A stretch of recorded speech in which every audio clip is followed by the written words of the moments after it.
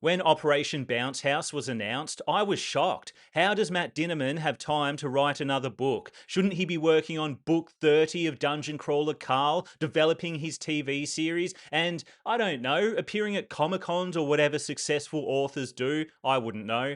Hey, at least with his success, he has continued writing. He's not one of those authors. You know who I'm talking about. Anyway, among all the action, Dinniman has indeed managed to squeeze out another novel, and it is exactly what you'd expect it to be. No fluff writing advice.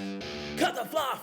So, while I was going through my notes for this review, I realised I don't have any major earth shattering critiques for Operation Bounce House. What? I don't think this has ever happened.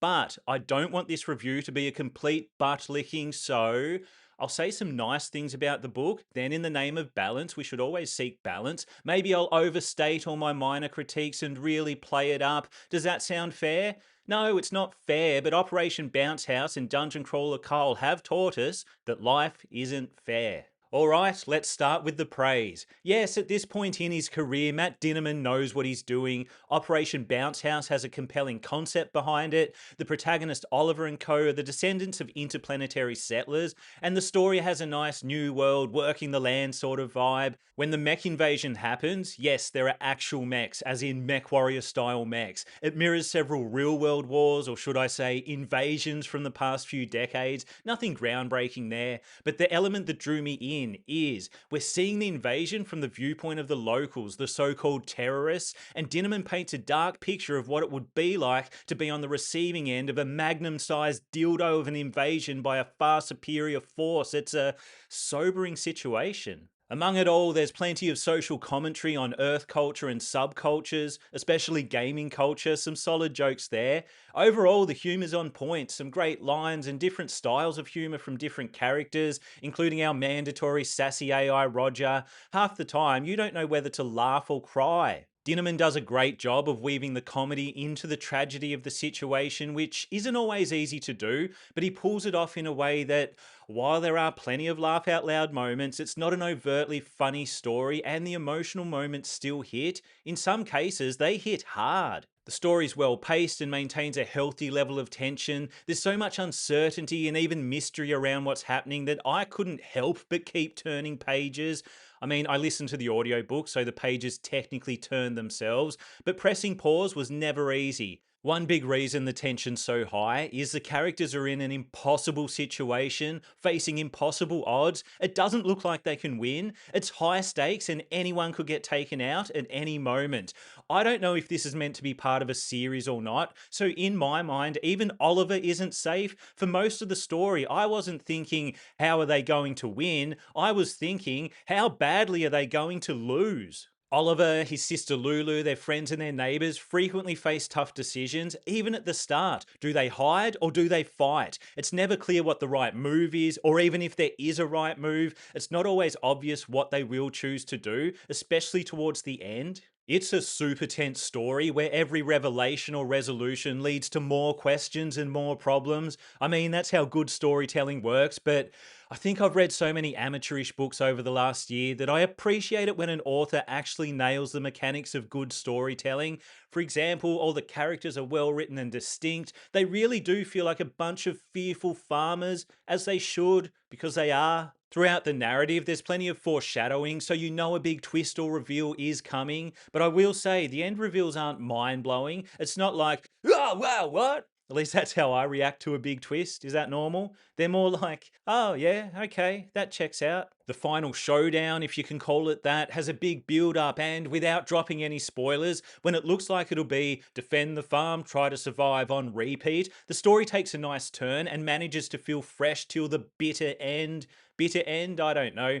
Oh, I should quickly mention the narration by Travis Baldry with a bit of Jeff Hayes thrown in the mix. Now, I was never blown away by Baldry's narration when I read the first two Primal Hunter books. He's good, don't get me wrong, but he's not mind-blowing, in my opinion. In Operation Bounce House, however, he nails it. Distinct voices, perfect delivery, I can't complain. I actually do have a minor grievance, which I will overstate in the spirit of spicing up this review.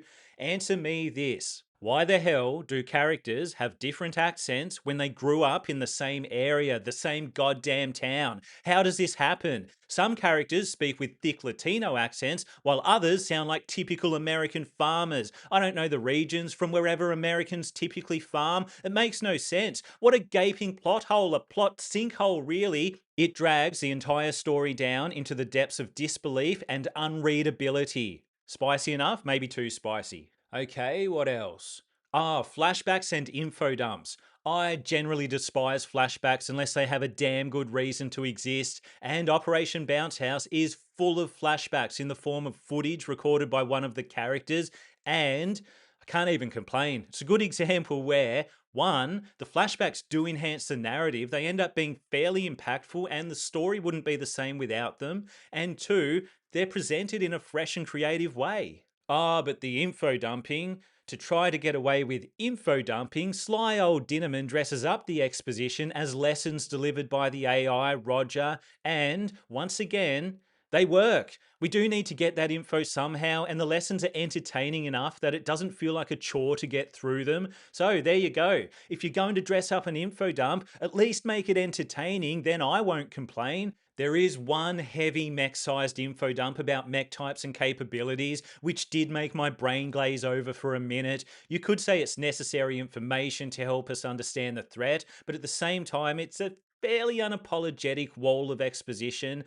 2 weeks in a row and my voice is starting to go. I think I caught a cold from my 3-year-old. Let's see if we can push through this. All right, let's talk chickens. The characters bang on about a bunch of magic chickens. It's a circus thing. So much, I assume they'd be an important part of the plot. Chekhov's chickens, perhaps. But they're not. They're just a bunch of chickens that mostly do chicken things. Not sure why they get so much page time. Is that the magic? Tricked me into thinking the chickens are an important part of the plot? All right, well played. Also, how many previously used story elements does Dinniman want to recycle? It's like he wrote Operation Bounce House using his own Matt Dinniman story starter kit. Sassy AI? Check. Evil Corporation? Check. Talking Cat? That's what this story lacks, a talking cat. The magic chickens don't utter a single word. I feel ripped off. Is this grounds for a refund? It should be. My final point isn't really a critique, it's more of an observation that made me chuckle. So, for most of the story, I was thinking how good Dinniman is at making a point without being preachy. Then, right at the end, Roger practically turns into Kyle from South Park with an "I learnt something today" speech. You see, I learned something today. I mean, he makes some good points, but come on, you're just going to abandon all subtlety at the last moment and start preaching? Shut up, Roger. Oh my God, that might be the worst Cartman impression anyone's ever done. All right, I think my voice has survived till the end. So, in all seriousness, it's great to see Matt Dinniman step out of the dungeon for a minute to write something new. I hope he does it more often. I can't wait to read the next story about a powerful corporation taking advantage of the little guy. I'm sure we can squeeze another sassy AI in there. Always room for that, it seems. If you enjoyed this video, hit subscribe. If you didn't enjoy this video, hit subscribe anyway and hate watch my content. That's always fun.